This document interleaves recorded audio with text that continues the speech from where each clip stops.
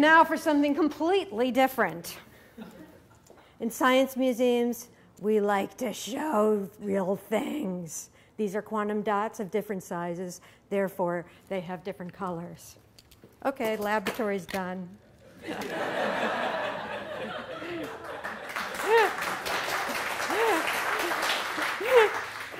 It's really a pleasure to be with you today to share one of the more unique and strange aspects of the QSTORM collaboration, which is the involvement of a science museum in helping to facilitate communication between the lab teams, as well as sharing the process of research with broader audiences.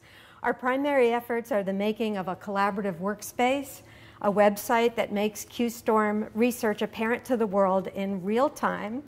And the website is primarily the design work of Jean Antill, who's not with us today, but she has a poster #2 in SWOPE.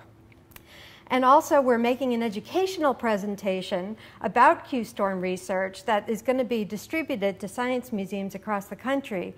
And the primary creator of this presentation is Corinne Tate. Corinne, can you take a bow? She's sitting right there. And Corinne has poster #3 in SWOPE. And now we're also making some videos. You can see we have some serious videotaping of these presentations going on right now, but we're also doing sort of more loosely YouTube-style videos. And one of the opportunities that fell into our lap when we just started was that a senior animation class at New England Institute of Art offered to give us a short promo as their senior project. And they decided to tackle the motivation for QSTORM, how biologists yearn to be able to see the intricate workings of the molecular machines inside cells of living organisms. And we explained to them that electron microscopy, while it yields great detail, is, after all, black and white, and the subject is dead. So they decided to come up with a film noir approach that gradually transitions into a classic superhero comic book style. And in this version, it's the Ohio State Lab's quantum dots that bring color and excitement to the venture. So if you think that you have just heard from 4 relatively mild-seeming, reasonable scientists in the past hour, think again.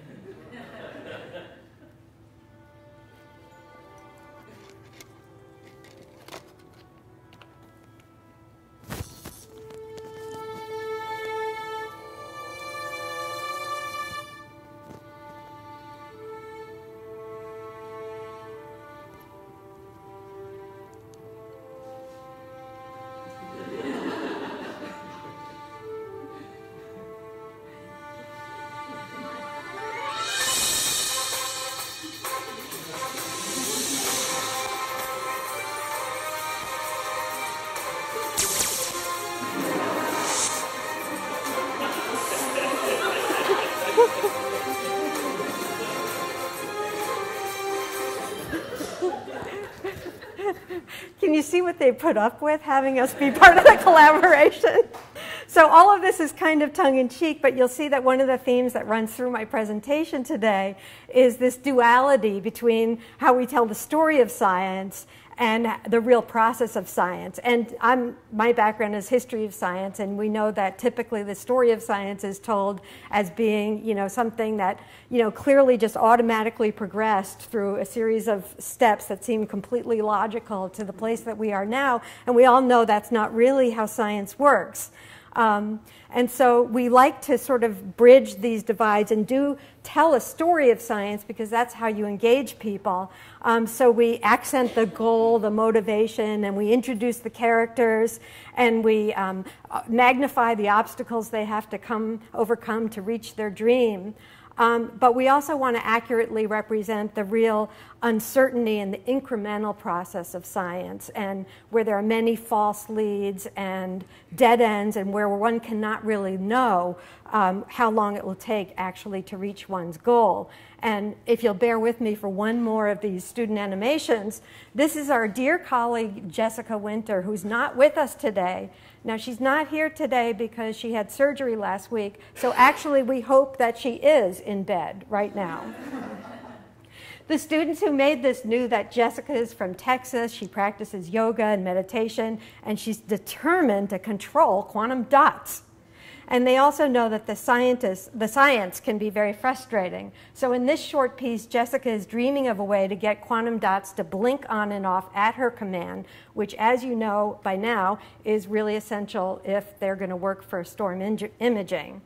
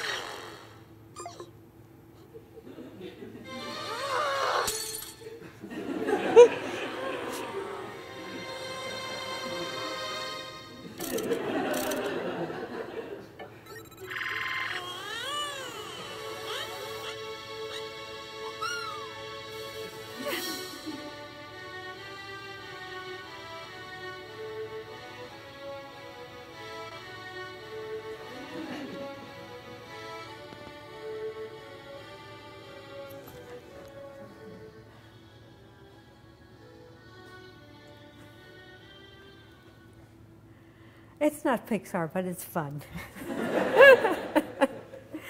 So anyway, we actually, there is indeed a QSTORM website that's publicly available, although we haven't started promoting it yet. That's phase 2.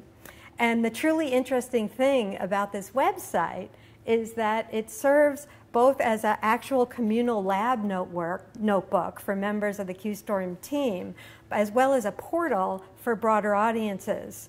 And as you can see up in the upper corner of the banner there, we've portrayed this research goal as a race to make a major breakthrough in biological imaging. And we've upped the ante by actually putting on the website every day when the research funding runs out. You can imagine some of our researchers are very nervous about this. Now on the website, we want to introduce the teams and who are the people actually doing the work in the labs, and all of the students who are involved at the different labs. So each lab has its own lab page. This is sort of like a Facebook page for each lab. And there are profiles and interviews and so forth about the members of the lab.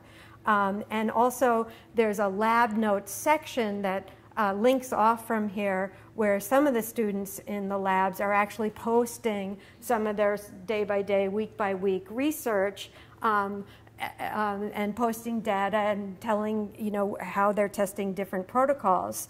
And you realize in this part of the website that science really is a slow progression of incremental steps. It's not just cookbook science like taught in school laboratories. And in fact, in real science, things don't always work the first time, and you have to keep working on it until you figure out what to do. And that's a part of the story that just isn't told enough. The team blog is the heart of the website. This is communication and data sharing across the 4 research labs is posted and archived on the main team blog, a blog that's shared by all the members of the QSTORM lab. And it serves as a central repository for the whole collaborative enterprise. So all the data is recorded here as it progresses. We have a little bit of a lag as we post it, but it happens. There's a research section of the website where we've taken previous presentations by the researchers and tried to explain them in simpler terms to make them more accessible to broader audiences. And to help with that, we also have a glossary on the website, which is illustrated with animations and pictures and so forth. And that leads us to the point about the nature of collaborative research projects like this one.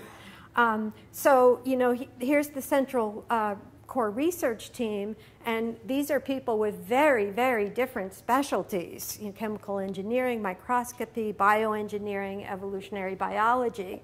And, as you know, all of them have pretty distinct flavors of scientific jargon and acronyms and units of measurements and equations that they all use. It's a kind of a regular Tower of Babel out there in the collaborative research world. And in the midst of all this babble are the students of the project. They're awash in this ocean of babble.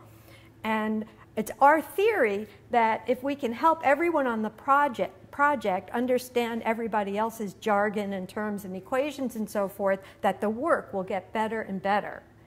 And the students may even come up with ideas that their professors may not have thought of simply because they understand the broader context of the research. And they also enables the team to communicate more broadly to other people in the field, in all the different fields that may be influenced by this research, and also increase public awareness, research support, and ultimately benefits to society. So, the fact that the QSTORM website is actually available worldwide is one of the reasons that we're interested in learning how to communicate QSTORM research to broader audiences. But there's a flip side of this. And I have this theory that it's really a continuum. If you as a researcher learn how to better communicate your research to broader audiences, even to public audiences, the more you'll be able to be a contributor to interdisciplinary research, where often, the people you're working with don't understand all the details of your research. And that way, the more innovative we can all become, because we're really collaborating at those exciting, fertile areas where disciplines meet each other.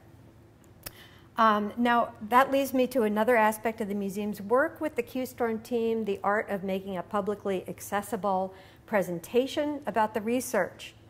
And as part of our effort, Corrine and I are developing a 15 to 20-minute museum presentation that Corrine will be delivering to probably about 2,000 people a year in the Museum of Science. And then Corrine's going to package this presentation and distribute it to other science museum educators through the National Nanoscale Informal Science Education Network, which is a network of hundreds of science museums and research centers, all trying to increase public awareness about nanoscale-aided research. And so this presentation will go into the NISNet catalog, and Corrine will train people from other museums to give it. And in that way, this knowledge will spread across the country to the broader public, and hopefully influence them to support more research. I wanted to tell you a little bit about the design process for a museum presentation. It's not as easy as you might think. I like to compare it to the engineering design process. The idea, you have to pick an idea and approach and design it out, and we build it and we prototype it with sample audiences, and we evaluate it, and then we improve it. And we do this cycle iteratively again and again until we have a product that really works for the audiences that it's intended for, because it has to fit the requirements of these visitors to science museums. And if we're not capable of making an engaging presentation that will hold them in their seats and that will educate them, then we have to go back to the drawing board. And this isn't really easy. I mean, we're starting with a project with like 5 big words in it.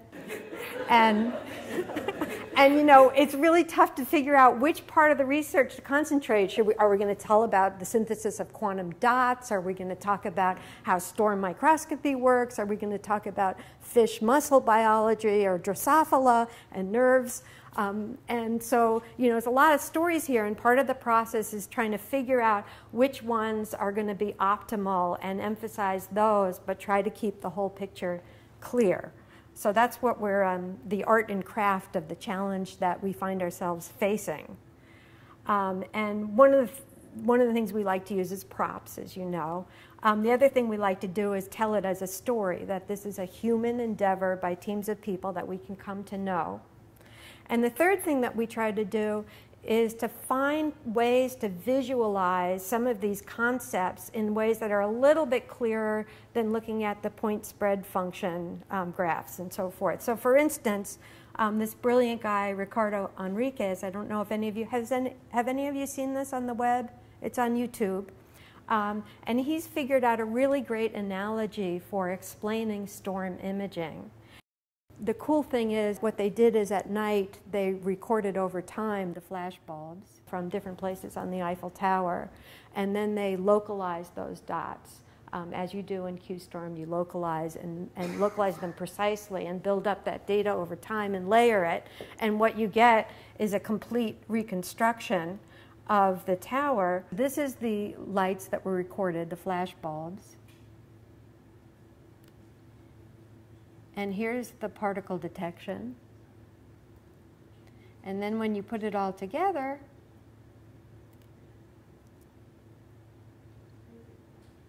you get a pretty nice detailed image.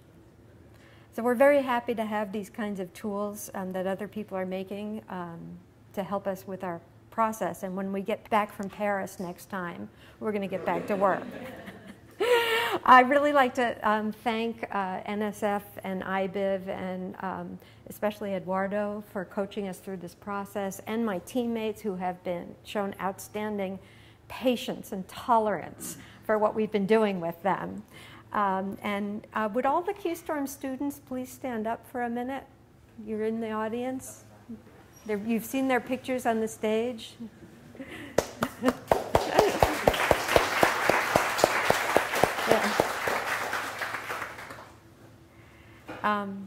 Stay tuned. There'll be more. Thanks very much.